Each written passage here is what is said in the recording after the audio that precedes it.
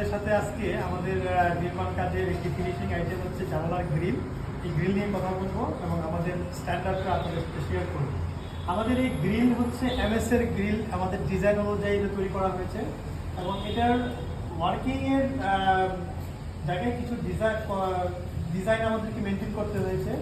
যেমন হচ্ছে আমাদের স্পেসিফিকেশনটা কী ছিল, স্পেসিফিকেশন হচ্ছে আমাদের এটা হচ্ছে সলিড স্কোয়ার বার, হ্যাঁ, যেটা হচ্ছে 12 mm, হ্যাঁ, এটা অ্যাকুরেটলি 12 mm করে আছে এবং এটা আমাদের যেখানে গিয়ে সাপোর্ট হিসেবে আছে এটা হচ্ছে আমাদের লেজার কাট করা একটা প্লেট বার, হ্যাঁ, এটার থিকনেস হচ্ছে 6 mm এবং এই প্রত্যেকটা ফ্ল্যাট এই যে প্লেট বারটা দিয়ে এখানে পাঞ্চ করতে হয়েছে, হ্যাঁ, এদিকে এই যে আমাদের প্রত্যেকটার হোল করে করে পাঞ্চ করে করে আমাদের এই সলিড বারগুলোকে আমরা এই দিক দিয়ে বের করে নিয়ে আসছি, হ্যাঁ। তো এটা দিয়ে কি হবে, এটা দিয়ে আপনার হচ্ছে অনেক এটার একটা স্ট্রেংথ পাওয়া যাবে এবং এটা লংজিভিটি ভালো থাকবে।